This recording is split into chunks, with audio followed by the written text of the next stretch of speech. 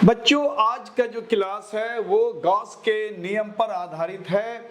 ये हिंदी माध्यम के बच्चों के लिए स्पेशल सीरीज चल रहा है।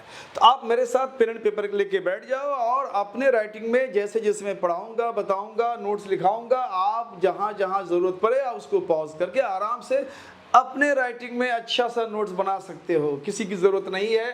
तो स्टार्ट करते हैं क्लास 12 वर्ग 12 के लिए, जिसका यूनिट इकाई है स्थिर वैद्युतिकी इलेक्ट्रोस्टैटिक्स, और हमारा टॉपिक है गॉस का नियम। इसके अंतर्गत आपको गॉस के नियम में क्या क्या बताया जाएगा? तो सबसे पहले बताया जाएगा क्षेत्र सदिश और उससे जुड़े हुए विद्युत फ्लक्स, फिर आएगा गॉस का नियम, फिर गॉस के नियम का अनुप्रयोग। ये बारी बारी से ये सारा चीज आपको बताया जाएगा। तो हिंदी माध्यम के बच्चों के लिए ये मेरा लेक्चर 7 है। आप शुरू से मेरे सारे लेक्चर को आप देख रहे हो। तो क्लास 12 के फिजिक्स के लिए आपको सोचना नहीं पड़ेगा, सारा पैकेज आपको यहाँ मिलने जा रहा है। तो शुरू करते हैं बच्चों क्षेत्रफल सदिश से। तो क्षेत्रफल सदिश, इसको इंग्लिश में हम लोग एरिया वेक्टर कहते हैं। तो ये जनरली एक कॉन्सेप्ट है। हम लोगों ने जब फिजिकल क्वांटिटीज को दो कैटेगरी में डिवाइड करा था, एक का नाम दिया था हम लोगों ने वेक्टर सदिश राशि और दूसरे का नाम दिया था अदिश राशि, यानी वेक्टर क्वांटिटी और स्केलर क्वांटिटी। तो बच्चों, वेक्टर क्वांटिटी में दो चीज होता है, उसका मैग्नीट्यूड यानी परिमाण कितना है, और फिर उसकी दिशा होती है कि किधर है। लेकिन स्केलर क्वांटिटी में दिशा डायरेक्शन नहीं होता है, सिर्फ उसका वैल्यू होता है यानी परिमाण होता है। तो एरिया, वहां पे हम लोगों ने उसको स्केलर दिखाया था कि एरिया जो होता है वो स्केलर है। लेकिन यह गॉस के लॉज में हम लोगों को एरिया को जरूरत के हिसाब से हम लोग इसको वेक्टर ट्रीट करेंगे। तो अब एरिया को अगर आप वेक्टर ट्रीट करोगे तो किस तरह से ट्रीट करना है? तो वेरी सिंपल, ज्यादा कुछ नहीं है, मैं इसको आसान तरीके से बताता हूँ। मान लो हमने इसका एरिया निकाल लिया, इसका एरिया हो गया हमारा S, इस पूरे का सरफेस एरिया हो गया S। अब इस सरफेस एरिया के ऊपर में, सरफेस के ऊपर में एक परपेंडिकुलर यूनिट वेक्टर हम लोग डाल देते हैं। This is perpendicular unit vector, जिसको हम लोग n कैप कह सकते हैं। अब इस एरिया को इस n कैप से मल्टीप्लाई कर दो तो इसका नाम हो जाएगा एरिया वेक्टर। अब ये हो गया दिस वैल्यू, यानी जो मान है इस एरिया का, क्षेत्रफल का मान है S, और इस S मान को हमने n कैप से मल्टीप्लाई कर दिया तो इसका नाम हो गया एरिया वेक्टर। ज्यादा कुछ इसमें नहीं है। अब सीधे आते हैं बच्चों हम लोग विद्युत फ्लक्स। विद्युत फ्लक्स क्या है? तो कहता है कि किसी भी सरफेस पर या सरफेस से होकर कितना इलेक्ट्रिक लाइन ऑफ फोर्स आर पार क्रॉस कर जाता है या उस सरफेस पर आके टकराता है। कितना लाइन ऑफ फोर्स या कितना इलेक्ट्रिक फील्ड लाइन या कितना विद्युत बल रेखा किसी सरफेस में परपेंडिकुलरली पड़ता है या उसको क्रॉस कर जाता है। तो जितना number of electric field line यानी विद्युत बल रेखाओं की संख्या होता है, दैट वेरी संख्या, वही संख्या को हम उसका फ्लक्स कहते हैं, इस सरफेस का फ्लक्स कहते हैं। अगर बोला जाए कि इस सरफेस का फ्लक्स कितना है, तो फ्लक्स को हम लोग रिप्रेजेंट करते हैं फाई से। और चूंकि फ्लक्स हमें दो जगह पढ़ना है, मैग्नेट में भी पढ़ना है और यहाँ भी पढ़ना है, तो यहाँ इलेक्ट्रोस्टैटिक्स के केस में हम लोग ई लगा देते हैं, और मैग्नेट में जब फ्लक्स पढ़ेंगे सिंबल वहाँ भी फाई होगा, वहाँ पे एम लगा देंगे। तो यहाँ पे अगर देखा जाए तो डेफिनेशन के हिसाब से ये कहा जाएगा कि इसमें जो फ्लक्स का वैल्यू है वो फ्लक्स का वैल्यू यहाँ पे 3 है। तो अब सवाल है कि ये जो विद्युत बल रेखा है या विद्युत क्षेत्र रेखा है जिसको फैराडे साहब ने दिया था, ये इमेजिनरी, ये काल्पनिक है। ऐसा कोई चार्ज से इलेक्ट्रिक फील्ड लाइन या इलेक्ट्रिक विद्युत बल रेखा निकलता भी है, या नेगेटिव चार्ज के बारे में बताया कि उसके तरफ आता है, पॉजिटिव चार्ज से जाता है। तो ऐसा कोई रियल एग्जिस्टेंस, ऐसा कुछ प्रूफ नहीं है, एक जस्ट इमेजिनेशन है, एक कल्पना है। तो ये सारी काल्पनिक बातें हैं, ये फैराडे साहब ने कहा। तो जब ये काल्पनिक है तो ये हमें गिनती तो पता होगा नहीं, गिन भी नहीं सकते। अगर है भी, एग्जिस्ट करता भी है, तो ये विजिबल नहीं है, तो फिर हम कैसे कहेंगे कि इस सरफेस का फ्लक्स 3 है? तो उसको निकालने का तरीका कुछ और है। तो सबसे पहले फ्लक्स का हम लोग यहाँ डेफिनेशन लिख लेते हैं। तो फ्लक्स का डेफिनेशन बच्चों, तो यहाँ फ्लक्स का डेफिनेशन है किसी पृष्ठ से, बिल्कुल सिंपल भाषा में लिखो, पृष्ठ से लंबवत गुजरने वाले विद्युत बल या विद्युत क्षेत्र जो लिखो रेखाओं की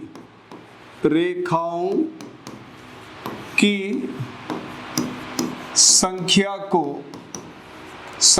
को विद्युत फ्लक्स कहते हैं। विद्युत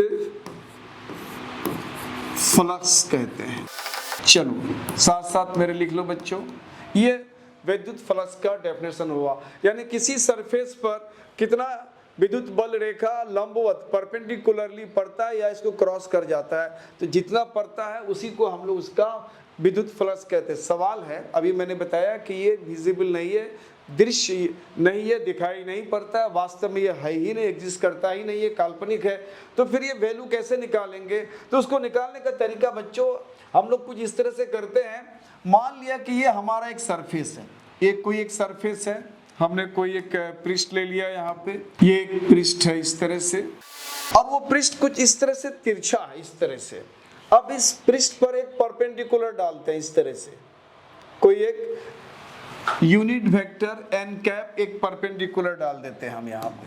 चलो एक n कैप या हमने इस पर परपेंडिकुलर डाल दिया, और इस सरफेस का क्षेत्रफल मान लो, ये जो पूरा क्षेत्रफल है, ये पूरा क्षेत्रफल हमने मान लिया कितना, s मान लिया। अब इस s को इस पर डाले गए परपेंडिकुलर यूनिट वेक्टर, परपेंडिकुलर लंबवत यूनिट वेक्टर से मल्टीप्लाई कर देंगे तो ये एरिया वेक्टर हो जाएगा या क्षेत्र सदिश हो जाएगा। तो इसको हम लोग लिख सकते हैं कि क्षेत्र सदिश कितना हो जाएगा यहाँ पे, तो ये हो जाएगा क्षेत्र सदिश, ये जो एरिया हमारा S, इसको n कैप से हमने मल्टीप्लाई करा तो ये क्षेत्र सदिश हो गया।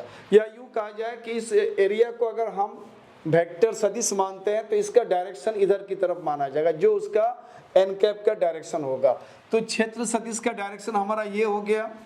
और इलेक्ट्रिक फील्ड मान लो इस तरह से जा रहा है, इलेक्ट्रिक फील्ड का ये डायरेक्शन है, इस सरफेस को वो क्रॉस करके इस पार से उस पार जा रहा है, इसको क्रॉस करके ये इलेक्ट्रिक फील्ड लाइन इस पार से उस पार जा रहा है, इनका डायरेक्शन ये है। तो दोनों के डायरेक्शन के बीच का एंगल हमने यहाँ ले लिया थीटा, दोनों के डायरेक्शन के बीच का एंगल हमने यहाँ पे ले लिया थीटा ले लिया। अब यहाँ पे कहा जाता है कि फ्लक्स का जो वैल्यू निकालेंगे, चूंकि ये हम गिन नहीं सकते हैं कितना इलेक्ट्रिक फील्ड लाइन क्रॉस कर रहा है, विजिबल भी नहीं है, तब फ्लक्स का वैल्यू कैसे निकालेंगे? तब फ्लक्स का वैल्यू निकालने के लिए बच्चों यहाँ फॉर्मूला सुझाया गया कि ये जो हमारा एरिया जिसको हमने क्षेत्रफल को सदिश मान लिया, इस सदिश क्षेत्रफल को या यूं कहा जाए क्षेत्र सदिश को हम लोग इलेक्ट्रिक फील्ड यानी विद्युत क्षेत्र के साथ डॉट प्रोडक्ट कर देते हैं, तो वही वैल्यू हमको उसका फ्लक्स का मिल जाएगा। तो अब यहाँ पे ये S चूंकि एरिया है, क्षेत्रफल है, वो तो उसका मैग्नीट्यूड परिमाण है, वो तो स्केलर है, इसको हम बाहर कर दिया तो हमने n कैप और E ये दोनों चूंकि वेक्टर है, डॉट प्रोडक्ट या क्रॉस प्रोडक्ट वेक्टर के बीच ही होता है, तो ये सदिश के बीच होता है, तो इसको हमने यहाँ पे मल्टीप्लाई करा डॉट प्रोडक्ट से, तो डॉट प्रोडक्ट में क्या हो जाएगा, n का मोड, उसके बाद E का मोड, एंड दोनों के बीच के एंगल का थीटा, दोनों के बीच का एंगल हमने यहाँ थीटा रखा है, तो उसका थीटा का यहाँ पे दोनों के एंगल का जो थीटा होता है उसमें हम लोग कोसाइन लगा देते हैं, तो कॉस थीटा हो गया। अब इसको हम लोग अब इसका वैल्यू हो गया फाइनली बच्चों, ये S आ गया, और n कैप यूनिट वेक्टर का मॉडुलस 1 होता है, और इलेक्ट्रिक फील्ड यानी विद्युत क्षेत्र, इसमें एरो लगा हुआ, मोड जब लग गया तो ये एरो हट जाता है, केवल यहाँ E आ जाएगा और आगे आपको कॉस थीटा, इसको हम लोग ES कॉस थीटा या SE कॉस थीटा जो बोलो, ये उसका फ्लक्स का वैल्यू हो गया, फ्लक्स का वैल्यू हो गया। यानी इस सरफेस से होकर के जो टोटल इलेक्ट्रिक फ्लक्स विद्युत फ्लक्स है वो ES कॉस थीटा हुआ। अब इसका हम लोग SI यूनिट की बात करते हैं बच्चों, तो SI यूनिट क्या हो जाएगा, इसका SI मात्रक क्या हो जाएगा, उसको हिंदी में SI मात्रक कहते हैं। चूंकि हिंदी मीडियम चल रहा है आपका बच्चों, तो ये अंग्रेजी नहीं आना चाहिए, तो यहाँ हो गया SI मात्रक। SI मात्रक क्या होगा, तो सिंपल है, ये इलेक्ट्रिक फील्ड है, विद्युत क्षेत्र का क्या होता है, न्यूटन कूलम इनवर्स होता है, और ये सरफेस एरिया का क्या होता है, मीटर स्क्वायर होता है, तो ये उसका SI मात्रक हो गया। कभी कभी इसका विमीय सूत्र भी पूछ देता है, तो विमीय सूत्र भी देख लेते हैं हम लोग, विमीय सूत्र। विमीय सूत्र जैसे यहाँ पे न्यूटन फोर्स का है, फोर्स का बच्चों mL/-2 होता है, जो क्लास 11th में आपने किया होगा, उसको याद रखना पड़ेगा। और ये कूलम जो है चार्ज का होता है, चार्ज का AT या IT होता है, तो AT या IT कर दिया, और उस पर चूंकि -1 है तो -1 कर दिया। ये मीटर जो है लेंथ के लिए होता है, यानी मीटर जो है उसका जो डायमेंशनल सिंबल है वो L होता है, तो मीटर स्क्वायर है तो L स्क्वायर हो गया। तो हम लोगों ने इसका डायमेंशनल सिंबल का वैल्यू बैठा दिया। अब इसको हम लोग थोड़ा सा सॉर्ट आउट करते हैं। तो ये हो गया m, उसके बाद यहाँ देखो, यहाँ L स्क्वायर है और यहाँ L सिंगल है, तो L स्क्वायर L क्यूब हो जाएगा। और दूसरा यहाँ पे बच्चों यहाँ t⁻⁻2 है और IT का होल पावर -1 है, तो ये -1 I पर भी होगा, t पर भी होगा, तो t का -1 और t का -2, तो t का यहाँ -3 हो गया बच्चों, और यहाँ I का -1 आ गया। तो ये विद्युत फ्लक्स का विद्युत फ्लक्स का ये डायमेंशनल फॉर्मूला हो गया, ये उसका SI मात्रक हो गया। अब इसमें थोड़ा सा स्पेशल केस होता है कि मैक्सिमम और मिनिमम विद्युत फ्लक्स कब होगा। तो हम लोग यहाँ देखते हैं, चूंकि विद्युत फ्लक्स का जो फॉर्मूला है बच्चों वो है ES cos थीटा। अब मान लो किसी विशेष परिस्थिति में हमारा विद्युत क्षेत्र चेंज नहीं हो रहा है, यूनिफॉर्म है, एक समान है, और सरफेस एरिया जिस सरफेस से वो गुजर रहा है विद्युत फ्लक्स ये भी हमारा चेंज नहीं, ये भी फिक्स है। अब डिपेंड करता है ये थीटा पर। अब ये सरफेस को ऐसे रखेंगे तो उस समय हमारा इस पर जो डाला गया परपेंडिकुलर है वो विद्युत क्षेत्र के समानांतर हो जाएगा। जैसे जैसे घुमाते जाओगे तो उसका जो सरफेस पर जो यूनिट वेक्टर n कैप है वो विद्युत क्षेत्र के साथ वो एंगल बनाता जाएगा इस तरह से। और जब वो ये जो सरफेस है, ये पृष्ठ है, जब विद्युत क्षेत्र के समानांतर हो जाएगा तो उस समय इस पर डाला गया परपेंडिकुलर क्या हो जाएगा, विद्युत फ्लक्स या विद्युत क्षेत्र का जो डायरेक्शन है उसके डायरेक्शन के साथ n कैप का वैल्यू परपेंडिकुलर हो जाएगा। तो अब डिपेंड करता है कि थीटा का वैल्यू क्या रखा जाए। तो अब मान लो कि थीटा का वैल्यू, अगर हम थीटा को यहाँ पे 0 कर दिया, तो थीटा को 0 का मतलब ये हो गया, ये थीटा 0 कब होगा, जब ये n कैप जो इस तरह से है वो इस तरह से घुमाते हुए जब यहाँ ले आएंगे तब जाके ये थीटा का वैल्यू 0 होगा। तो अभी यह हमारा सरफेस इस तरह से तिरछा है, तो सरफेस को इस तरह से करना पड़ेगा, इस तरह से करेंगे तो उस समय हमारा जो ये सरफेस एरिया पृष्ठ क्षेत्रफल जिसको हम लोग सदिश मानते हैं उसका ये डायरेक्शन होता है n कैप का, तो इनका डायरेक्शन इलेक्ट्रिक फील्ड एक दूसरे के पैरेलल हो जाएगा। तो हम लोग यहाँ कहेंगे कि n कैप और इलेक्ट्रिक फील्ड ये दोनों क्या हो जाएगा, आपस में पैरेलल हो जाएगा।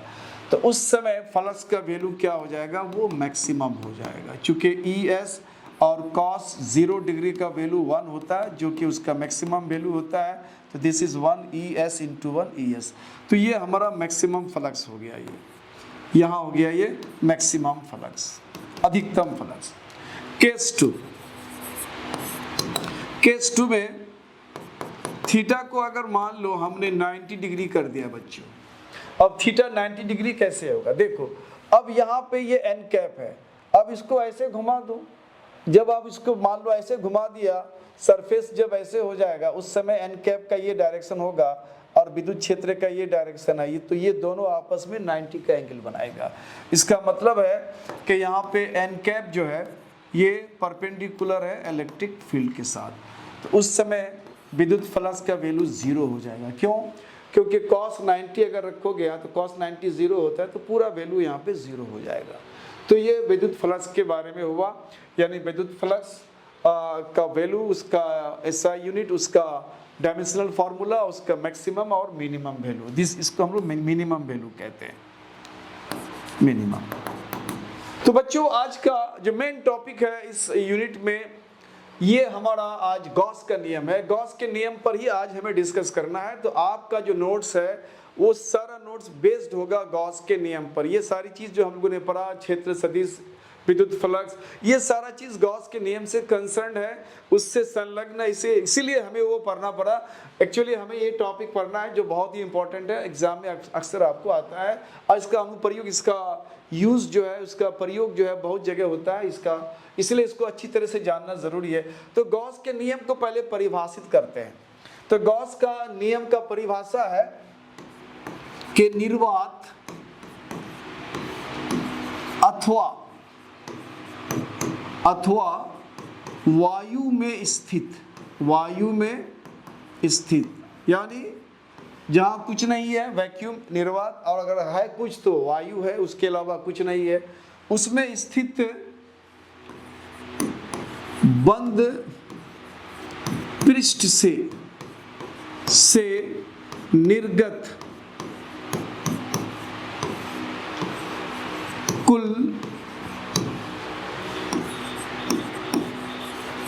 वैद्युत फ्लक्स, कुल वैद्युत फ्लक्स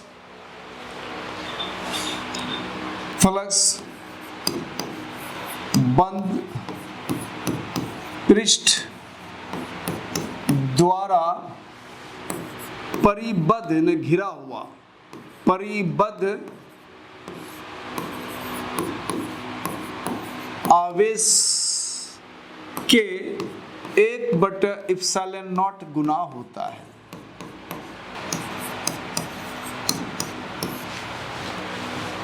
क्या कहता है डेफिनेशन बच्चों? यानी वह बंद पृष्ठ का मतलब है जो हर तरफ से घिरा हो। जैसे मान लो एक फुटबॉल ले लिया, तो फुटबॉल का हर तरफ से घिरा हुआ है, अंदर में वैक्यूम है, मतलब दैट इज वायु है, कोई चीज़ नहीं है, खाली है। इसी तरह का मान लो हमने घन ले लिया, जिसको हम लोग क्यूब कहते हैं अंग्रेजी में, तो घन ले लिया, तो घन के अंदर एक डब्बा, एक बॉक्स ले लिया जो अंदर में कुछ नहीं है, एयर है। तो इस तरह से जो हर तरफ से बंद हो, कहीं कुछ खुला पोर्शन नहीं हो, खुला नहीं हो, उसको हम लोग बंद पृष्ठ कहते हैं। तो कहता है निर्वात अथवा वायु में स्थित कोई बंद पृष्ठ से निर्गत निकलता हुआ कुछ वैद्युत फ्लक्स अगर होता है, तो कह रहा है कि वो वैद्युत फ्लक्स कुल कितना हो सकता है। तो कह रहा है कि कुल वैद्युत फ्लक्स जो निकलेगा वो बंद पृष्ठ कितने आवेश को घेर के रखा। परिबद्ध का मतलब आवेश को घेर के रखना, जितने आवेश को घेर के रखा है, जितना चार्ज को वो परिबद्ध पृष्ठ घेर के रखा है, उस आवेश का 1/ε0 गुना होगा। यानी इसका ये कह रहा है यहाँ पे कि जो विद्युत फ्लक्स है ये हो जाएगा 1/ε0 इंटू चार्ज। ये चार्ज क्या है? तो कोई परिबद्ध पृष्ठ है जो हर तरफ से घेर के रखा है, ये परिबद्ध पृष्ठ या बंद पृष्ठ इतने चार्ज को चारों तरफ से घेर के रखा है। तो इस पृष्ठ से होकर निकलने वाले जो टोटल फ्लक्स का वैल्यू होगा वो हो जाएगा 1/ε0 गुना कितना चार्ज को घेरा है वो चार्ज। तो ये उसका नियम हो गया। अब सवाल है कि इस नियम को हम लोग प्रूफ करेंगे। उन्होंने जो कहा, गॉस साहब ने जो कहा, इस नियम को, पहले तो ये हम लोग थ्योरम पढ़ते थे अपने ज़माने में, लेकिन आज के डेट में ये थ्योरम जो है आज की डेट में ये लॉ का शक्ल ले लिया है, इसलिए हम लोग गॉस का नियम पढ़ते हैं। अभी भी पुरानी किताबों में गॉस का सिद्धांत ही कहा जाता है। तो अब इसे हमें प्रूफ करना है। तो प्रूफ बहुत ज़्यादा टिपिकल नहीं है, बहुत आसान प्रूफ है। आप देखो, बड़ा आसानी से आप समझ जाओगे, दिक्कत नहीं होगा। तो हमें ये प्रूफ करना है बच्चों। इस टॉपिक का जो मेन श्रेय है वो है गॉस का नियम, और गॉस के नियम का जो हम लोगों ने डेफिनेशन दिया, उस डेफिनेशन को हम लोग प्रूफ करेंगे। यानी जो डेफिनेशन हमने अभी दिया कि टोटल फ्लक्स का वैल्यू क्या हो जाएगा, तो बताया कि 1/ε0 इंटू चार्ज, कितना चार्ज को वो गॉसियन सरफेस, गॉसियन पृष्ठ घेर के रखता है, परिबद्ध, जो किसी चार्ज को कोई पृष्ठ घेर के रखने का काम करता है, या ऐसा समझ रहे हैं कि कोई चार्ज है, कोई पृष्ठ चारों तरफ से घेर रहा है, बंद करके रख रहा है, तो उस पृष्ठ को हम लोग गॉसियन पृष्ठ भी कहते हैं। तो इतना हम लोग को ये प्रूफ करना है। तो इसके लिए हमने क्या करा, इसके लिए हमने करा बच्चों, मान लिया कि यहाँ हमारा यहाँ कोई एक क्यू चार्ज है, एक क्यू चार्ज है, इस चार्ज को ये ले लिया डिस्टेंस r, और इस डिस्टेंस r पे यहाँ एक पॉइंट है हमारा P, जहाँ हमें इलेक्ट्रिक फील्ड मान लो यहाँ पे पहले पता करना है। तो उस डिस्टेंस पे, इस चार्ज से इस डिस्टेंस वाले इस पॉइंट पर इलेक्ट्रिक फील्ड का वैल्यू कितना हो जाएगा बच्चों। अभी हम लोग इसको प्रूफ करने के लिए जा रहे हैं। तो इलेक्ट्रिक फील्ड, विद्युत क्षेत्र का वैल्यू हो जाएगा 1/4πε0 एंड सोर्स चार्ज इसकी दूरी से, और डिस्टेंस यहाँ पे हमने r लिया है तो r² हो गया। ये फॉर्मूला हमें पता है। अब हमने क्या करा कि इस पॉइंट को जो यहाँ से इसकी दूरी है r, इसको रेडियस मानते हुए, इस पॉइंट के साथ इस चार्ज की दूरी को रेडियस मानते हुए एक गोले का कल्पना किया। अब यहाँ हमने एक गोला ले लिया, एक गोला ले लिया और इस गोले का त्रिज्या जो है वो r ले लिया। इसका डिस्टेंस को हमने त्रिज्या मान करके एक गोले का कल्पना किया। उस गोले के ऊपर में एक छोटा सा यहाँ पे एक स्पेस जगह है जिस पर उसका विद्युत क्षेत्र का वैल्यू जो निकाल रहे हैं हम लोग, यहाँ पे हमने एक छोटा सा सरफेस ले लिया। उसी जगह पे जहाँ पे हम लोग विद्युत क्षेत्र की बात कर रहा, सरफेस ले लिया। और जब ये छोटा सा सरफेस लेंगे और इस पर जब आप परपेंडिकुलर डालोगे तो ये परपेंडिकुलर भी तो इसी तरफ होगा, विद्युत क्षेत्र की तरफ ही उसका परपेंडिकुलर होगा। यानी इसके एरिया को, बहुत छोटा सा एरिया है, एरिया अगर हम ds ले लेते हैं, अब इस एरिया को अगर हम इसके ऊपर n कैप अगर हम मल्टीप्लाई n कैप वेक्टर डाल देते हैं, मान लो इधर की तरफ जो है n कैप वेक्टर है, इधर की तरफ मान लेते हैं ये n कैप वेक्टर है, तो ये ds को अगर हम वेक्टर बनाए तो ये ds को n कैप से मल्टीप्लाई कर देते हैं, n कैप से मल्टीप्लाई कर देंगे तो ये जो एरिया है, क्षेत्रफल है, इसको हम लोग क्षेत्र सदिश कह सकते हैं। तो अब इस जगह पर विद्युत फ्लक्स का वैल्यू क्या हो जाएगा, उस P पॉइंट पर विद्युत फ्लक्स का वैल्यू डेफिनेशन से क्या हो जाएगा, तो ये डेफिनेशन से हो जाएगा E ds, चूंकि एरिया ds है और उसके बाद cos थीटा होता है, तो ये E ds और cos थीटा, यानी यहाँ चूंकि वेक्टर का जो डायरेक्शन है, यानी इस क्षेत्रफल को, इसको हमने सदिश माना, इसका भी डायरेक्शन इधर है और विद्युत क्षेत्र का भी डायरेक्शन इधर है, तो दोनों के बीच का एंगल यहाँ बच्चों 0 हो जाएगा। तो यहाँ cos 0 डिग्री हो जाएगा और cos 0 डिग्री का वैल्यू 1 होता है, तो ये हो जाएगा E ds। एक छोटा सा सरफेस पर फ्लक्स है तो ये फ्लक्स भी बहुत छोटा सा ही होगा और बहुत छोटा फ्लक्स को हम लोग d लगा देते हैं, तो यहाँ हो जाएगा de।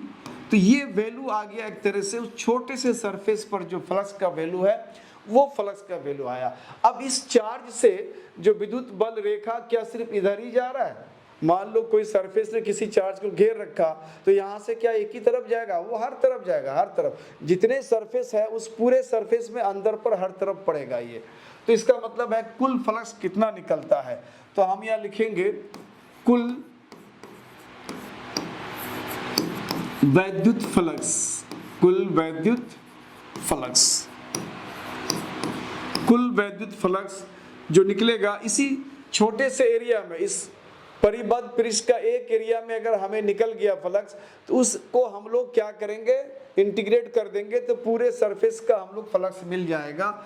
तो यहाँ पे हमने जो करा ये d फाई E, इसको हम लोग इंटीग्रेट करना है और उसके बाद इधर की तरफ E ds इसका इंटीग्रेट करना है। और चूंकि इधर की तरफ जो हम इंटीग्रेट कर रहे हैं सरफेस का, यानी ये जो सरफेस है ये सरफेस हर तरफ से बंद है, क्लोज सरफेस है, तो इस इंटीग्रल साइन के ऊपर में एक रिंग लगा देते हैं। ये रिंग का मतलब होता है कि क्लोज सरफेस का इंटीग्रेशन कर रहे हैं, तो इधर की जरूरत नहीं है, ये एक सिंबल है, इधर हम लोग ये नहीं लगाते रिंग, सिर्फ रिंग इधर ही लगाना है, आप इधर नहीं लगाना है। तो अब इस चीज को हम लोग थोड़ा सा बच्चों आगे बढ़ाते हैं, इस चीज को हम लोग आगे बढ़ाएंगे कुछ इस तरह से, बड़ा को हम लोग ऐसे दिखाते हैं।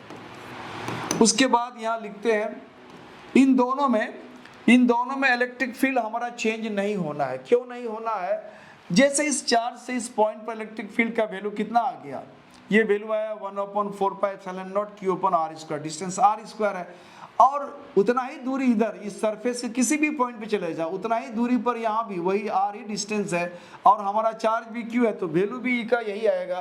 तो यहाँ की E का वैल्यू हमारा कांस्टेंट है, इसको हम बाहर कर लेते हैं।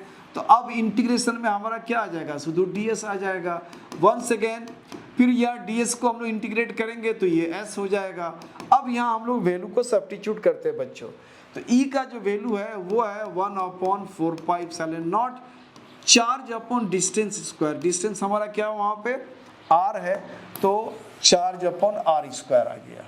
ये इलेक्ट्रिक फील्ड का वैल्यू आया। और s देखो यहाँ ये जो गोला है ना बच्चों, इस गोले के ऊपर में एक छोटा सा सरफेस लिया आपने ds, और जब उस ds को इंटीग्रेट किया तो ये छोटे छोटे जितना सरफेस है ये मिलके सब पूरे गोले का पृष्ठ क्षेत्रफल बना देता है। तो आप पूरे गोले का पृष्ठ क्षेत्रफल यानी s का वैल्यू हो जाएगा 4 पाई r स्क्वायर। अब यहाँ से कैंसिलेशन हम लोग कर सकते हैं, कैंसिलेशन में कौन कौन हटेगा, 4 पाई यहाँ से कैंसिल कर दो, r स्क्वायर भी कैंसिल कर दो, तो बच गया यहाँ पे 1/ε0 और यहाँ रह गया हमारा q। तो यानी फ्लक्स का जो वैल्यू आया इतना आ गया, जो गॉस साहब ने अपना नियम में बताया है। तो गॉस के नियम के हिसाब से ये इतना फ्लक्स का वैल्यू आ जाता है।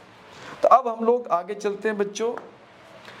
अब गॉस के नियम से कूलम की नियम की प्राप्ति। तो बच्चों कूलम का लॉ हम लोग पढ़ चुके हैं। कूलम साहब ने क्या कहा था, उन्होंने यहाँ बिंदु आवेश कहा था कि कोई एक बिंदु आवेश है Q और यहाँ से सम डिस्टेंस r पर कोई एक चार्ज है, मान लो Q0।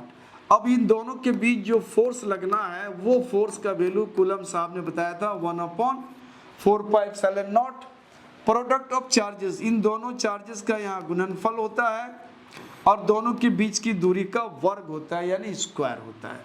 तो कहता है ये कूलम का लॉ है। कूलम का लॉ जो है बिंदु आवेश यानी ऐसा चार्ज जो बिल्कुल पॉइंट की शक्ल का है उसके लिए लागू होता है। अगर कहीं चार्ज बॉडी है, ऐसा कोई बॉडी है जिस पर चार्ज भरा हो, तो उसके लिए कूलम का लॉ यहाँ पे लागू नहीं हो पाता है, कूलम का लॉ यहाँ पे फेल हो जाता है। तो अब कूलम का लॉ यहाँ पे अगर यहाँ फेल हो जाएगा तो अब यहाँ पे गॉस का नियम लागू होता है। तो कह रहा है कि गॉस के नियम से कूलम की नियम की प्राप्ति हम लोग कैसे करेंगे। तो गॉस के नियम से कूलम की नियम की प्राप्ति कैसे करेंगे, तो गॉस के नियम में अभी हम लोगों ने ये देखा है कि कोई सरफेस अगर कोई चार्ज को घेर के रखता है, इससे निकलने वाले इस सरफेस पर जितना फ्लक्स का वैल्यू होगा वो फ्लक्स का वैल्यू हो जाएगा 1/ε0, कितना चार्ज को घेर रहा है वो चार्ज, तो ये फ्लक्स का वैल्यू होगा। इसके यूज करके हम लोग कूलम का लॉ को हम लोग प्राप्त करेंगे।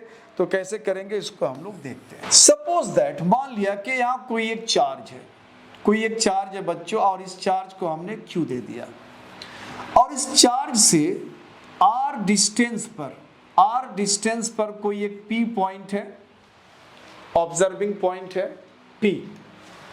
अब इस P पॉइंट पर हमें गॉस के नियम से वहां फ्लक्स की बात करना है। तो हम लोग क्या करते हैं, तो यहां से इसको रेडियस मानते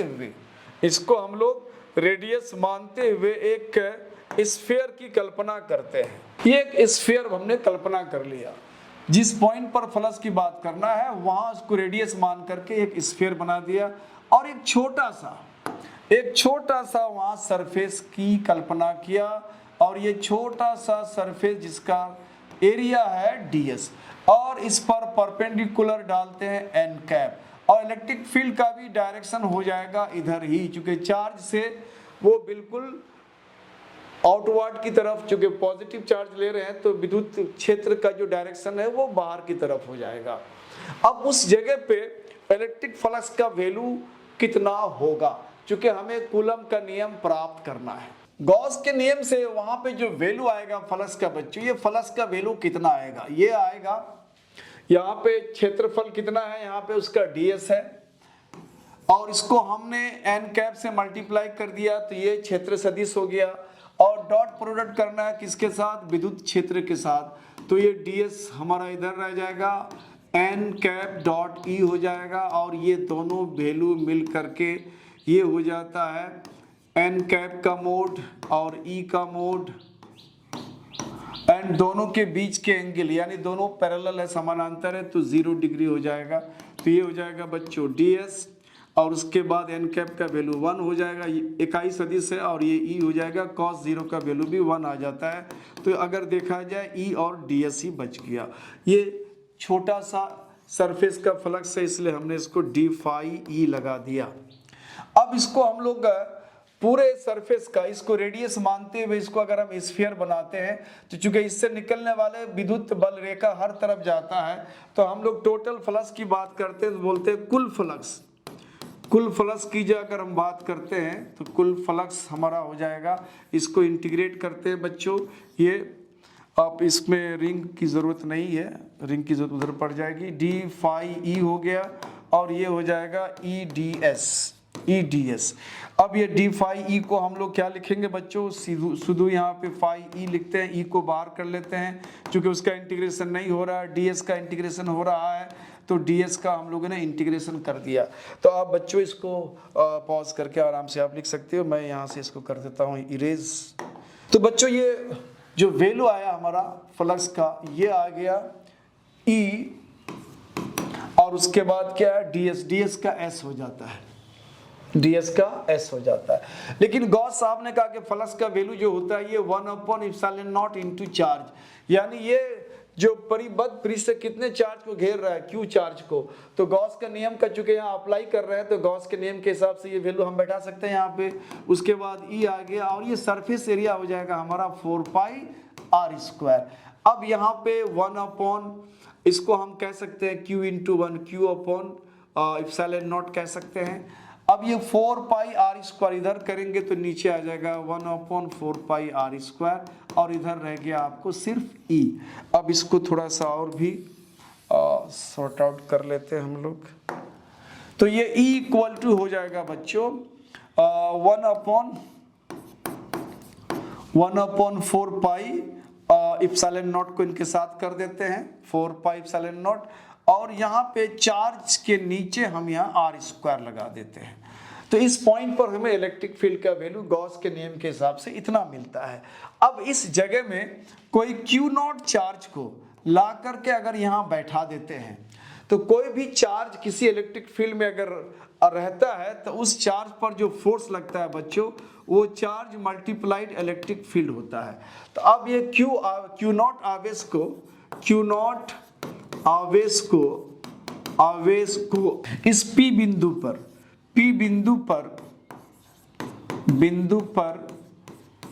रखने से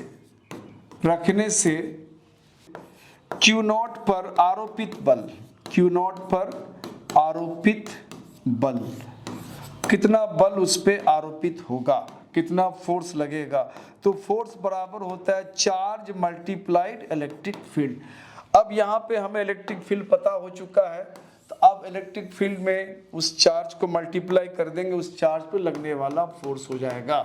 तो ये चार्ज है Q0 और इलेक्ट्रिक फील्ड हमें निकल चुका है 1/4πε0 एंड Q/r²। अब इस चीज को अगर देखा जाए तो 1/4πε0 Q/Q0 दोनों को मल्टीप्लाई कर दिया अपॉन r²। और ये फोर्स जो हमें कूलम्स लॉ से मिलता है, ये कौन सा नियम है बच्चों, ये कूलाम नियम है, कूलाम नियम। यानी गॉस के नियम से हम लोगों ने कूलाम के नियम को प्राप्त कर लिया। तो अक्सर ये पूछा जाता है कि गॉस के नियम से कूलाम का नियम की प्राप्ति कैसे हो सकती है। तो ये आपका हो गया बच्चों गॉस के नियम से रिलेटेड गॉस का नियम का परिभाषा, उससे जुड़ा हुआ आपको क्षेत्र सदिश, उससे जुड़ा हुआ आपको विद्युत फ्लक्स में क्या क्या होता है, अधिकतम न्यूनतम मान, उसका डायमेंशनल फॉर्मूला, उसका SI मात्रक, ये सारी चीजें हमने आपको यहाँ बता दिया। अब आता है कि गॉस के नियम का अनुप्रयोग क्या है, यानी उसको हम कहाँ कहाँ अप्लाई करते हैं, उस अनुप्रयोग को हम लोग देखेंगे। बच्चों गॉस के नियम पढ़ने के बाद अब हमारा अगला टॉपिक आता है गॉस के नियम का एप्लीकेशन। इसको हम लोग बोलते हैं गॉस के नियम का अनुप्रयोग या एप्लीकेशन। इसमें आपको बेसिकली 3 एप्लीकेशन पढ़ना है।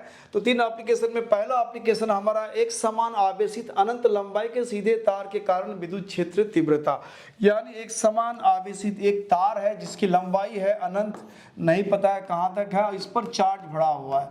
एक समान आवेशित का मतलब है हर जगह चार्ज बराबर बराबर बराबर है, इसको हम लोग बोलते हैं एक समान आवेशित।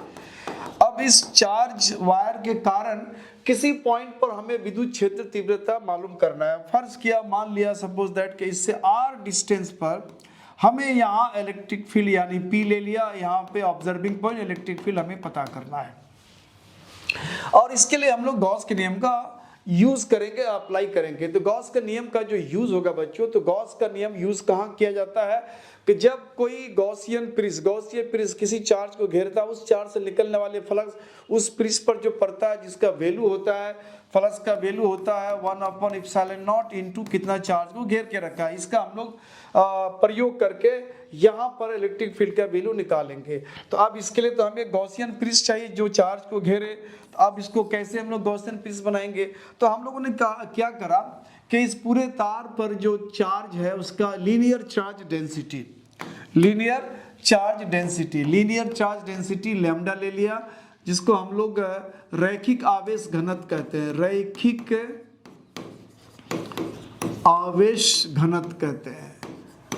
आवेश घनत्व लैम्डा ले लिया। रैखिक आवेश घनत्व का मतलब होता है बच्चों कि यूनिट लंबाई पे कितना चार्ज है, यानी यूनिट लंबाई पर अगर लैम्डा चार्ज है, इकाई लंबाई पर अगर आवेश अगर लैम्डा है, तो इसको हम लोग रैखिक आवेश घनत्व कहते हैं।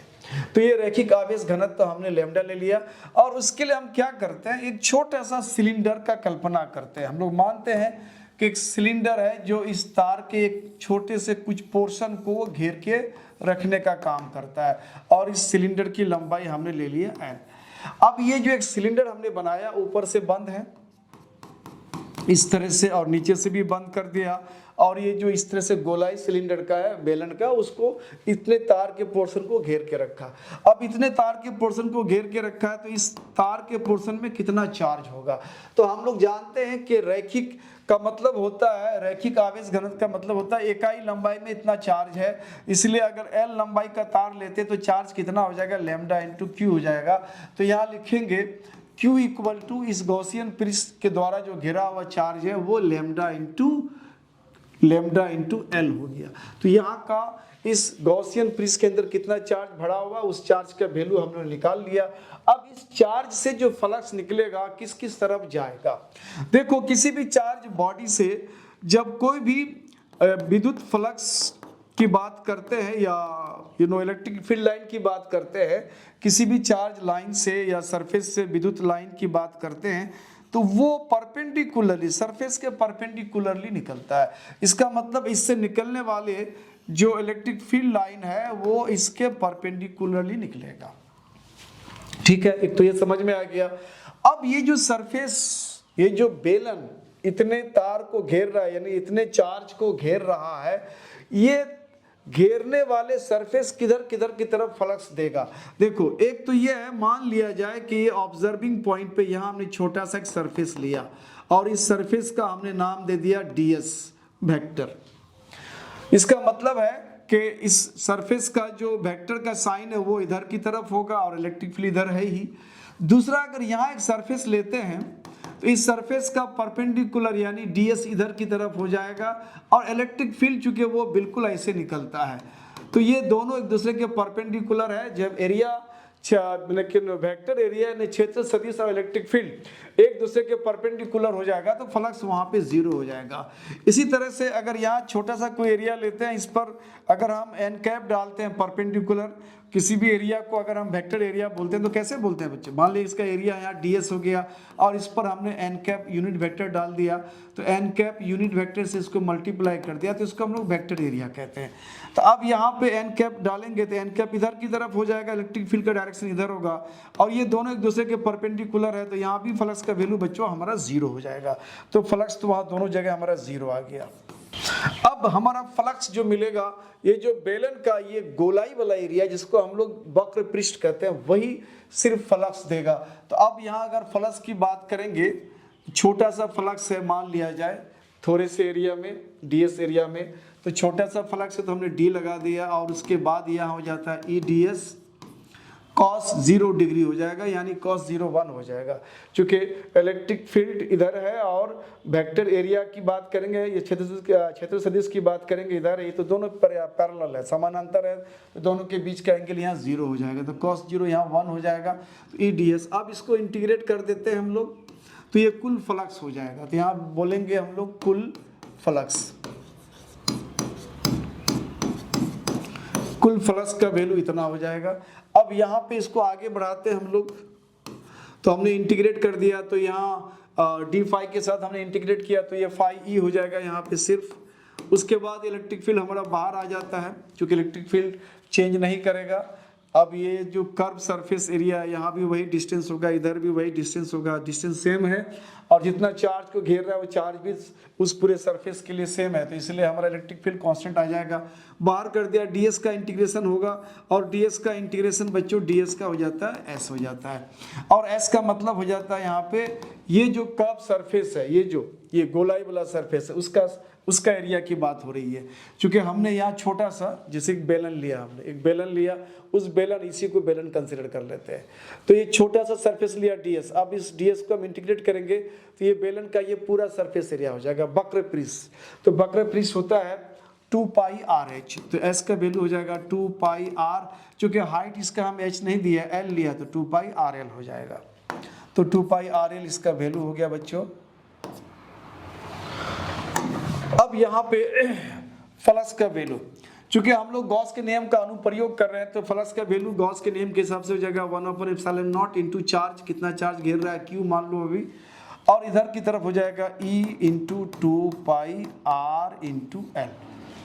अब यहाँ पे E का वैल्यू हमें निकालना है, तो E का वैल्यू निकालना है, तो थोड़ा सा यहाँ पे आप इसको चाहो तो पॉज करके आराम से लिखो, मैं इसको यहाँ से कर देता हूँ इरेज। E को अब यहाँ से ये सारे वैल्यू को इधर कर देते हैं, Q इंटू 1, तो यहाँ Q हो जाएगा, अपॉन यहाँ ε0 हो गया, Q अपॉन ε0, ये वैल्यू जो फैक्टर जो इधर आ जाएगा डिवाइड में आ जाएगा, तो डिवाइड का मतलब यहाँ आ जाएगा आपको 2 पाई R इंटू L, और इधर की तरफ हो गया E। इसका मतलब E का वैल्यू हो जाएगा Q का वैल्यू कितना हो जाएगा बच्चों, यहाँ पे लैम्डा इंटू L है, उसके बाद इसको थोड़ा सा अरेंज कर लेते हैं, 2 पाई, उसके बाद कर देते हैं ε0, और उसके बाद R इंटू L, LL यहाँ से कैंसिल हो जाता है, तो LL को यहाँ हमने कैंसिल कर दिया बच्चों, तो ये वैल्यू हो गया इलेक्ट्रिक फील्ड का लैम्डा अपॉन 2 पाई ε0 इंटू R। ये गॉस के नियम से हम लोग अप्लाई करके हम लोगों ने इलेक्ट्रिक फील्ड का वैल्यू निकाला यहाँ पे। अब आता है हमारा गॉस के नियम का दूसरा अनुप्रयोग है, तो यहाँ पे एक प्लेन शीट है बच्चों, एक प्लेन शीट है, उस प्लेन शीट को हम लोगों ने कुछ इस तरह से मान लिया, ये प्लेन शीट है, और इस पर क्या है, इस पर चार्ज भरा हुआ, इस पर चार्ज भरा हुआ है, इस पर चार्ज भरा हुआ है,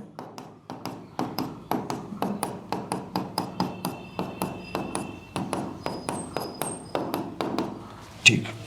अब इसके कारण, इस चार्ज शीट के कारण गॉस का नियम का प्रयोग करते हुए हमें किसी पॉइंट पर इलेक्ट्रिक फील्ड इंटेंसिटी, विद्युत क्षेत्र तीव्रता निकालना। तो मान लो यहाँ से r डिस्टेंस पर यहाँ कोई ऑब्जर्विंग पॉइंट है, यहाँ इलेक्ट्रिक फील्ड हमें पता करना है कितना होगा। तो फिर चूंकि गॉस का नियम जब यूज करते हैं, तो गॉस साहब का जो नियम है वो कोई चार्ज को घेरने वाला बात होना चाहिए। तो अब यहाँ अगर निकालेंगे तो हमें एक क्लोज सरफेस बनाना पड़ेगा। तो इसके लिए हम लोग करते क्या बच्चों, इसके लिए हम लोग करते ये हैं कि यहाँ एक इस तरह का गोलाई ले लेते हैं, इसके अंदर कितना चार्ज है उस चार्ज को हमने Q कहा। अब इस सरफेस के अंदर जो चार्ज है, तो सरफेस चार्ज डेंसिटी यानी पृष्ठ आवेश घनत्व तो हम लोग ले लिया सिग्मा, इसको बोलते हैं हम लोग पृष्ठ आवेश घनत्व। पृष्ठ आवेश घनत्व का मतलब होता है यूनिट एरिया पर, इकाई क्षेत्रफल पर कितना चार्ज है, यहाँ पे सिग्मा है। तो अब ये छोटा सा एक हमने सरफेस ले लिया और इसका एरिया हमने ले लिया S। अब इस एरिया में टोटल चार्ज कितना हो जाएगा, तो टोटल चार्ज जो एरिया में हो जाएगा, देखो यहाँ सिग्मा का मतलब होता है पृष्ठ आवेश घनत्व, यानी इकाई क्षेत्रफल पर इतना एरिया, इतना चार्ज है।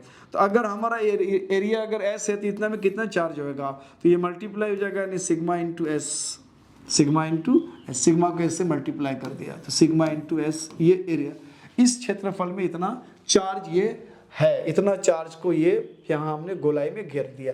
अब इसको हमको बंद करना है, तो हमने क्या करा, यहाँ से एक इस तरह से यहाँ एक सिलेंडर टाइप का बना दिया, और चूंकि काफी थिन है, पतला है, तो जितना इधर की तरफ इलेक्ट्रिक फ्लक्स निकलेगा, इधर की तरफ इलेक्ट्रिक फ्लक्स निकलता है, बिल्कुल उतना ही इधर की तरफ बैक साइड में भी निकलेगा। जैसे पतला है तो इधर भी निकल रहा है, तो इधर भी निकल रहा है। तो इधर भी हमने क्या करा, इधर भी इस तरह से हमने एक यहाँ पे इस तरह से मान लिया। अब ये यहाँ पे इसका भी सरफेस तो वही हो जाएगा, इसका भी सरफेस वही हो जाएगा। अब यहाँ पे हम लोगों को फ्लक्स की बात करना है। तो बच्चों यहाँ फ्लक्स की बात हम लोग डायरेक्ट कर सकते हैं। देखो इलेक्ट्रिक फील्ड जो है, इलेक्ट्रिक फील्ड विद्युत क्षेत्र जो है बिल्कुल प्लेन शीट के बिल्कुल परपेंडिकुलर ऐसे जाएगा। तो फ्लक्स का वैल्यू सिर्फ इसी एरिया पर होगा, यहीं पे फ्लक्स का वैल्यू होगा। और ये जो हमने बेलन लिया, इस बेलन के ये वाला कर्व सरफेस यानी गोलाई वाला जो पोर्शन है, ये वाला पोर्शन गोलाई वाला इस पर नहीं होगा, क्योंकि इस पर आप कहीं भी अगर आप एरिया आप निकालते हो तो इसका वेक्टर एरिया बनाओगे तो इधर की तरफ हो जाएगा एन कैप, और इलेक्ट्रिक फील्ड का डायरेक्शन तो ऐसे हो जाएगा। तो यहाँ पे फ्लक्स का वैल्यू क्या हो जाएगा बच्चों, 0 हो जाएगा, यानी वक्र पृष्ठ में फ्लक्स का वैल्यू 0 हो जाएगा। तो हमारे पास दो ही जगह, एक इधर होगा और एक इधर होगा, दो जगह फ्लक्स होता है। तो टोटल फ्लक्स की बात करेंगे यहाँ पे बच्चों, तो बोलेंगे कुल फ्लक्स। कुल फ्लक्स की अगर बात करेंगे, फाई की बात करेंगे, तो ये हो जाएगा कितना एरिया को घेरता है। तो यहाँ बोलेंगे EDS, फॉर्मूला तो हमारा यही आ जाता है, EDS cos थीटा। तो EDS cos थीटा, यहाँ पे चलो cos थीटा भी बैठा दिया, एक इधर के लिए हो गया और दूसरा इधर के लिए भी, इधर भी उतना ही निकलेगा। तो EDS cos थीटा, तो दोनों ऐड हो जाएगा, twice of EDS cos theta, twice of EDS cos theta. cos theta की जब बात करेंगे बच्चों, देखो यहाँ पे थीटा का वैल्यू 0 डिग्री हो जाएगा। क्यों? इलेक्ट्रिक फील्ड इधर है और ये जो हमने सरफेस लेते हैं जिसको हम एरिया वेक्टर या क्षेत्र सदिश कहते हैं, तो उस एरिया पर परपेंडिकुलर जो डायरेक्शन होता है वही उसका डायरेक्शन होता है एरिया का। तो दोनों के बीच का एंगल थीटा यहाँ पे 0 हो जाएगा। तो यहाँ cos 0 1 हो जाता है, ये cos 0 यहाँ पे 1 कर देते हैं। तो EDS हो गया। चूंकि यहाँ हम लोग इंटीग्रेशन की अगर बात करेंगे तो हम लोग क्या करते हैं, बोलते हैं एक छोटा सा, ये अगर छोटा सा बहुत होता है तो हम लोग DS लेते हैं। क्योंकि हमने कहा कि इतना बड़ा एरिया है, इतना बड़ा एरिया को अगर हम इंटीग्रेट करेंगे तो DS की जगह वैल्यू क्या आ जाएगा, S आ जाएगा। तो ये वैल्यू हमारा S आ गया। इधर भी हमारा टोटल एरिया S है, इधर भी टोटल एरिया S है, तो DS की जगह हमने S कर दिया। तो ये हमारा टोटल फ्लक्स का वैल्यू हो गया। अब इसको थोड़ा सा हम लोग सॉर्ट आउट करते हैं। देखो जो फ्लक्स का जो वैल्यू है वो ट्वाइस ऑफ EDS, और DS हमने कहा जब भी लेते हैं छोटा सा एरिया लेते हैं। क्योंकि इस एरिया को हमने S रखा ऑलरेडी, तो इंटीग्रेशन करने के बाद DS का वैल्यू S ही आएगा हमारा। तो यहाँ पे S आ गया, तो यहाँ पे हम लिखेंगे phi E twice of ES। हमें E निकालना है, इलेक्ट्रिक फील्ड निकालना है, तो E इक्वल टू हो जाएगा ये phi E upon twice of S। Phi का वैल्यू हमें पता है, फाई कितना होता है गॉस के नियम के हिसाब से, ये होता है 1/ε0 इनटू चार्ज। चार्ज यहाँ पे कितना है, चार्ज हमारा है सिग्मा इनटू S, ये चार्ज है, upon twice of into S। अब इसको थोड़ा सॉर्ट आउट मांगता है, तो ये सॉर्ट आउट हो जाएगा। ये SS यहाँ से कैंसिल कर दो बच्चों, तो ये सिग्मा इंटू 1 सिग्मा, और ये ε0 नीचे आ जाएगा, तो ट्वाइस ऑफ ε0। ये हो गया हमको इलेक्ट्रिक फील्ड का वैल्यू। यानी प्लेन चार्ज शीट के कारण किसी डिस्टेंस पे इलेक्ट्रिक फील्ड का जो वैल्यू होगा इतना होगा। यहाँ पे एक चीज़ मजे की बात ये है कि आप डिस्टेंस कितनी दूरी पे हमने लिया था, R डिस्टेंस पे लिया था। यहाँ R डिस्टेंस, यहाँ या R का कोई वैल्यू यहाँ आया नहीं, यानी हम प्लेन शीट के बिल्कुल नज़दीक या किसी दूरी पर लेंगे तो इलेक्ट्रिक फील्ड का वैल्यू हमारा यही आएगा, वो चेंज नहीं करेगा। क्योंकि दूरी वाला यानी जो R है डिस्टेंस, या R डिस्टेंस का कोई फिगर यहाँ नहीं आया है। उसके बाद आता है गॉस के नियम के अनुप्रयोग में तीसरा अनुप्रयोग। इसमें कहता है एक समान आवेशित गोलीय कोश के कारण वैद्युत क्षेत्र तीव्रता। एक समान आवेशित वैद्युत गोलीय सरफेस, मान लिया कि ये एक समान आवेशित है, इस पर चार्ज भरा हुआ बच्चों, इस पर चार्ज भरा हुआ है। मान लो ये यूनिफॉर्मली चार्ज है, इस पे चार्ज भरा हुआ है, और टोटल चार्ज इसमें भरा हुआ है इसके ऊपर में Q। और सरफेस चार्ज डेंसिटी, इसका सरफेस चार्ज डेंसिटी ले लेते हैं यहाँ भी सिग्मा, और इसका रेडियस ले लेते हैं कैपिटल R। ठीक है। अब यहां से स्मॉल r डिस्टेंस पर एक ऑब्जर्विंग पॉइंट P है जहां हमें इलेक्ट्रिक फील्ड पता करना है। तो इलेक्ट्रिक फील्ड पता करना है, गॉस का नियम का अप्लाई करना है। और गॉस का नियम अप्लाई तभी होता है जब कोई भी चार्ज को कोई गॉसियन सरफेस घेरता है। तो जहां हम इसका ऑब्जर्विंग पॉइंट पर जहां पे हमें इलेक्ट्रिक फील्ड पता करना है, वहां से इस पूरे चार्ज वाले स्फीयर को हम घेरने का काम करेंगे पहले। तो पहले तो इसको हम लोग घेरेंगे बच्चों, कुछ इस तरह से इसको घेरने की काम करेंगे हम लोग। मान लिया जिस पॉइंट पर हमें इलेक्ट्रिक फील्ड निकालना है, उस पॉइंट को यहां से रेडियस मानते हुए, इस पॉइंट को यहां से रेडियस मानते हुए हमने एक स्फीयर ले लिया। अब ये जो स्फीयर है, इस स्फीयर का नाम है बच्चों गॉसीय पृष्ठ या गॉसीय गोला भी कह सकते हो, गॉसियन स्फीयर। अब ये गॉसीय गोला है, ऐसा कुछ होता नहीं है, ऐसा हम लोग लॉ को अप्लाई करने के लिए ऐसा कल्पना कर लेते हैं। इनफैक्ट हमको यहाँ से इस चार्ज वाले स्फीयर के कारण यहाँ इलेक्ट्रिक फील्ड ही निकालना, मकसद हमारा ये है। तो हमने क्या करा कि स्फीयर ले लिया, चूंकि गॉस का लॉ बिना चार्ज को घेरे अप्लाई हम कर नहीं सकते हैं, तो इसलिए हमने एक स्फीयर लेकर के इसको घेर दिया। अब यहाँ छोटा सा इस सरफेस लिया और इस सरफेस पर हमने एन कैप डाला, इधर की तरफ होगा, और इलेक्ट्रिक फील्ड का डायरेक्शन भी तो इधर ही होता है, इलेक्ट्रिक फील्ड का डायरेक्शन इधर ही होगा। और यहाँ पे हमने वेक्टर एरिया या एरिया वेक्टर ds ले लिया। अब उस छोटे से सरफेस पे फ्लक्स का वैल्यू कितना हो जाएगा, तो ये हो जाएगा d फाई e और ये हो जाएगा e ds cos 0 डिग्री। चूंकि ds का भी डायरेक्शन n कैप इधर है, इलेक्ट्रिक फील्ड भी इधर है, दोनों के बीच का एंगल 0 हो जाएगा, cos 0 1 हो जाएगा। अब हमने इसको क्या करा, इंटीग्रेट करा, तो इंटीग्रेट करा तो कुल फ्लक्स हो गया, यहाँ हो गया कुल फ्लक्स। तो देखो बच्चों, जब आप ये फिगर बना देते हो, गॉसीय पृष्ठ में बना देते हो, ये सारा चीज आप दिखा देते हो, तो लैंग्वेज आपका बहुत कम हो जाता है, लैंग्वेज की जरूरत नहीं पड़ती है, डायरेक्ट आप कुल फ्लक्स आप इस फिगर को देखते हुए निकाल दो। तो ये हो जाएगा बच्चों फाई ई। उसके बाद ई को हम बाहर कर लेते हैं, इलेक्ट्रिक फील्ड को बाहर कर लेते हैं। चूंकि जब ये गॉसीय सरफेस का ये डिस्टेंस हमने आर लिया, तो हर तरफ तो आर ही डिस्टेंस होगा ना, रेडियस मान के चला है, तो इसका मतलब है कि इलेक्ट्रिक फील्ड इस चार्ज से, इस चार्ज वाले पिंड से, बॉडी से इलेक्ट्रिक फील्ड का वैल्यू यहाँ जितना होगा, इस सरफेस के अंदर हर तरफ वैल्यू वही होगा, मैग्नीट्यूड में, परिमाण में वैल्यू वही आएगा। तो ये ds का इंटीग्रेशन हो जाएगा, सिर्फ ds का इंटीग्रेशन बच्चों s हो जाता है, ds का इंटीग्रेशन यहाँ s हो जाता है। चूंकि गॉस के नियम का हम यूज कर रहे हैं, तो गॉस के नियम के हिसाब से हो जाएगा यहाँ 1/ε0 इंटू चार्ज, कितना चार्ज पूरा इस गोले के इस स्फीयर के ऊपर कितना है, q है, और इधर हो गया इलेक्ट्रिक फील्ड, और यहाँ सरफेस एरिया यानी s को हम लिख सकते हैं 4 पाई r²। हमें ये निकालना है, e को यहाँ रहने देंगे, तो ये वैल्यू यहाँ q अपन यहाँ कर दो ε0, और ये वैल्यू नीचे आ जाएगा बच्चों, ये 4 पाई r² आ जाएगा। इसका मतलब इलेक्ट्रिक फील्ड का वैल्यू हो जाएगा 1/4 पाई ε0, 1/4 पाई ε0 q/r²। तो यहाँ पे इलेक्ट्रिक फील्ड का हमने वैल्यू निकाल लिया। अब देखो इस चीज में एक चीज आपको नजर आ रहा है, देखो बच्चों, यहाँ अगर आप गौर से देखोगे आपको कैसा फील हो रहा है,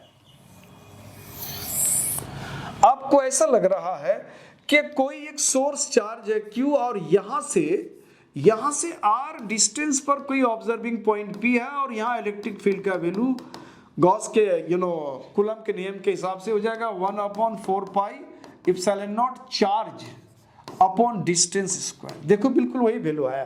तो ऐसा लगता है कि हम ये जो डिस्टेंस r है वो डिस्टेंस सेंटर से है, इसका मतलब है ये q चार्ज कहाँ होना चाहिए, सेंटर में होना चाहिए, जबकि सेंटर पे यहाँ पे चार्ज नहीं है, चार्ज तो इस गोले के, इस स्फीयर के ऊपर में, सरफेस में, पृष्ठ में। तो ये इस नियम से ऐसा पता चलता है कि चार्ज इसके पृष्ठ पे है, लेकिन जो रिजल्ट आ रहा है, इस रिजल्ट के हिसाब से ऐसा लगता है कि पूरा चार्ज इसके केंद्र पे केंद्रित है, हालांकि इसे केंद्र पे केंद्रित नहीं है, वो आपको सरफेस के ऊपर में है। तो यहाँ से हमें इलेक्ट्रिक फील्ड का वैल्यू मिल गया। इलेक्ट्रिक फील्ड का वैल्यू कितना मिला, 1/4 पाई ε0 चार्ज अपॉन डिस्टेंस स्क्वायर। एक चीज ये ध्यान देना है बच्चों, ये जो हमारा ऑब्जर्विंग पॉइंट P है, ये गोला जो जिस पर चार्ज भरा हुआ इस गोले से बाहर है, इसको बोलते हैं एक्सटर्नल पॉइंट, इसको बोलते हैं एक्सटर्नल पॉइंट, हिंदी में बोलते हैं बाह्य बिंदु। बाह्य बिंदु पर हमने विद्युत क्षेत्र का वैल्यू ये निकाला। अब बच्चों, जब ऑब्जर्विंग पॉइंट गोले के सरफेस पे हो, जो चार्ज स्फीयर है यानी आवेशित गोला है, जिसके कारण हम लोगों ने बाहरी वाली पॉइंट पर, बाह्य बिंदु पर हम लोगों ने इलेक्ट्रिक फील्ड का वैल्यू यहाँ पे कैलकुलेट किया, निकाला। अगर यही ऑब्जर्विंग पॉइंट अगर हम धीरे धीरे खिसकाते हुए अगर यहाँ लेके आ जाए तो उस समय ऑब्जर्विंग पॉइंट हमारा यहाँ आ जाएगा, यानी जो हमारा आवेशित गोला है उसके पृष्ठ पर आ जाएगा। तो अब इसके पृष्ठ पर जब ऑब्जर्विंग पॉइंट रहेगा तो यहाँ पे इलेक्ट्रिक फील्ड कितना होगा हमें यहाँ निकालना है। तो सिंपल सी बात है बच्चों, यहाँ इलेक्ट्रिक फील्ड हम लोगों ने क्या करा है, यहाँ इलेक्ट्रिक फील्ड का जो वैल्यू निकाला है हम लोगों ने, ये निकाला है 1/4πε0 और यहाँ Q/r² है। तो इस समय ऑब्जर्विंग पॉइंट का इसके सेंटर से इसकी दूरी r था, स्मॉल r था। अब चूंकि ये यहाँ आ चुका है तो ये जो डिस्टेंस है बच्चों ये उसके रेडियस के बराबर होगा, जो उसके रेडियस है, यानी r² को सिंपली हम यहाँ रेडियस उसका डाल देंगे तो ये हमारा वैल्यू आ जाता है। एक तो ये वैल्यू है, लेकिन हम लोग इस फॉर्मेट में इस रूप में नहीं रखते हैं, इसको थोड़ा चेंज करते हैं। तो अब ये इस स्फीयर के अंदर इस गोले के पृष्ठ पर जो टोटल चार्ज है बच्चों वो है Q, और इसका जो आवेश घनत्व है जिसको हम लोग पृष्ठ आवेश घनत्व कहते हैं या सरफेस चार्ज डेंसिटी कहते हैं। तो सरफेस चार्ज डेंसिटी यहाँ पे सिग्मा है। तो सरफेस चार्ज डेंसिटी सिग्मा बराबर होता है charge upon surface area, charge upon surface area यानी चार्ज अपॉन पृष्ठ क्षेत्रफल। तो ये सिग्मा इंटू एस बराबर क्या हो जाएगा Q। तो इसका मतलब है कि Q का वैल्यू हम यहाँ रख सकते हैं sigma into S upon r²। Once again ये वैल्यू फिर हो जाएगा बच्चों आपको ये सिग्मा इंटू एस यानी पृष्ठ क्षेत्रफल। ये जो गोला है इस गोले का पृष्ठ क्षेत्रफल होता है 4πr² अपॉन यहाँ पे r² है। तो ये r² यहाँ से कैंसिल हो जाता है, उसके बाद 4π को आप यहाँ से कैंसिल कर सकते हो, तो ये हो जाता है सिग्मा अपॉन ε0, यानी चार्ज स्फीयर आवेशित गोले के पृष्ठ पर जो विद्युत क्षेत्र तीव्रता होगा वो सरफेस चार्ज डेंसिटी यानी पृष्ठ आवेश घनत्व बटे ε0 होगा। ये हो गया दो पॉइंट पर। एक पॉइंट जब इस आवेशित गोले के ऑब्जर्विंग पॉइंट अवलोकन बिंदु जहां में इलेक्ट्रिक फील्ड ज्ञात करना है वो बाहर अगर है तब क्या होगा, जो ऑलरेडी हम लोग निकाल चुके। जब ये गोले के बिल्कुल सरफेस में होगा पृष्ठ पर होगा तो क्या होगा। अब अगर observing point suppose that observing point मान लिया कि ये ऑब्जर्विंग पॉइंट अब कहाँ है, अब मान लेते ये ऑब्जर्विंग पॉइंट गोले के अंदर है, यहां पर है, गोले के अंदर है। तो जाहिर है जहां पे हमें इलेक्ट्रिक फील्ड या विद्युत क्षेत्र निकालना होता है गॉस का नियम का हम लोग यहाँ अनुप्रयोग करते हैं, उसका यूज करते हैं। तो अब इसके लिए हम लोग क्या करेंगे, जहां पे हम लोग ऑब्जर्व करते हैं उससे होकर के एक गॉसियन सरफेस या एक स्फीयर को ड्रॉ करते हैं। अब अगर ये स्फीयर ड्रॉ करेंगे तो अब इस स्फीयर के हिसाब से यहाँ पे हम लोग गॉसियन सरफेस इसको मानते हैं। अब ये गॉसियन सरफेस अगर हो जाएगा इसको बोलते हैं हम लोग गॉसिय पृष्ठ कहते हैं, पृष्ठ इंग्लिश में कहते हैं गॉसियन सरफेस, ये गॉसिय पृष्ठ है। अब हम लोग गोले के अंदर की बात कर रहे हैं।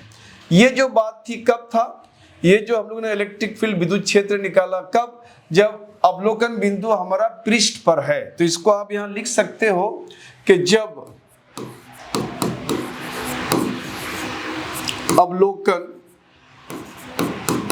अवलोकन बिंदु पृष्ठ पर हो, यानी जिस गोले के चार्ज के कारण आवेश के कारण निकालते हैं वो उसके पृष्ठ पर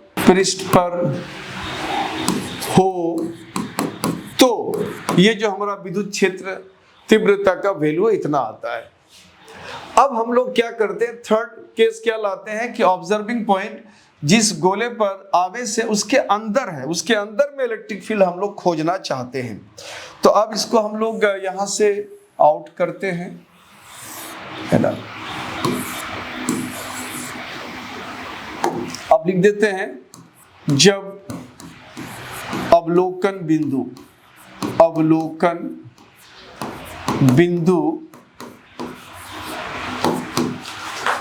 गोले के अंदर हो, गोले के अंदर आवेशित गोले के अंदर अंडरस्टूड है हो। तो अब ये इलेक्ट्रिक फील्ड इंटेंसिटी या विद्युत क्षेत्र तीव्रता का वैल्यू क्या हो जाएगा, 1/4πε0, जो नियमता जो होना चाहिए। यहां से ये दूरी हमारा क्या हो जाएगा, स्मॉल r मान लेते हैं, तो यहां पे हमारा ये क्या होना चाहिए, Q/r²। लेकिन हम लोग जब गॉस का नियम का अनुप्रयोग करते हैं, ये जो चार्ज है बच्चों, ये चार्ज कौन सा चार्ज होना चाहिए, जिस गोले की आप बात कर रहे हो, गॉसियन सरफेस या पृष्ठ की बात कर रहे हैं, उसके अंदर चार्ज होना चाहिए, ये चार्ज उसके अंदर होना चाहिए। तो ये चार्ज इसके अंदर नहीं है, ये चार्ज इसके बाहर है, इस गोले के बाहर है, चूंकि पृष्ठ पर है। तो अंदर में तो कोई चार्ज है ही नहीं, यहाँ पे कोई चार्ज नहीं है, तो डायरेक्ट यहाँ हम कह सकते हैं 1/4πε0, यहाँ पे कोई चार्ज नहीं है। इसका मतलब है विद्युत क्षेत्र हमारा यहाँ क्या हो जाएगा, 0 हो जाएगा। चाहे तो इसको ऐसे आप डायरेक्ट निकाल सकते हो, या अगर इसको इस तरह से नहीं निकालोगे तो फिर आप इसको ऐसे दिखा सकते हो, आप इसको ऐसे भी निकाल सकते हो, या इसको ऐसे दिखा दो। चलते हैं फ्लक्स से हम लोग, चूंकि फ्लक्स का वैल्यू जो होता है वो क्या होता है, हम लोग जनरली क्या कहते हैं, EDS कहते हैं। EDS, जहां पे ऑब्जर्विंग पॉइंट एक छोटा सा हम लोग एलिमेंट लेते हैं, सरफेस एरिया DS होता है, EDS होता है। अब सवाल है कि ये वैल्यू कितना होता है, ये वैल्यू होता है 1/ε0 इंटू चार्ज, और ये EDS। अब सवाल है कि ये जो वैल्यू है, ये जो वैल्यू है, ये कौन सा होना चाहिए, तो ये जो जहां पे आपने छोटा सा एलिमेंट लिया है उसके अंदर में ये चार्ज घिरा होना चाहिए। तो अंदर में कोई चार्ज नहीं है, अंदर में कोई भी आवेश को नहीं घेरता, इसका मतलब है अंदर में कोई आवेश नहीं, 0 है। तो ये कंप्लीट ये वैल्यू हमारा क्या हो गया, 0 इक्वल टू क्या हो गया, EDS हो गया, या EDS इक्वल टू 0 हो गया। DS तो 0 नहीं हो सकता है, छोटा सा एलिमेंट लेंगे तो वो 0 नहीं होगा, इसका मतलब है दूसरा फैक्टर हमारा E 0 हो जाएगा। यानी चार्ज जो हमारा गोला है, आवेशित गोला है, यानी आवेशित गोले के अंदर इलेक्ट्रिक फील्ड का वैल्यू नहीं होता है। तो ये तीनों जो है गॉस का जो एप्लीकेशन है, ये तीनों हमने ऑलरेडी आपको दे दिया। आप इसका बेहतर नोट बना करके खुद प्रैक्टिस करो, और कहीं कंफ्यूज हो तो दोबारा फिर मेरे इस वीडियोस को आके देख लोगे तो क्लियर हो जाएगा। Thank you for watching my channel.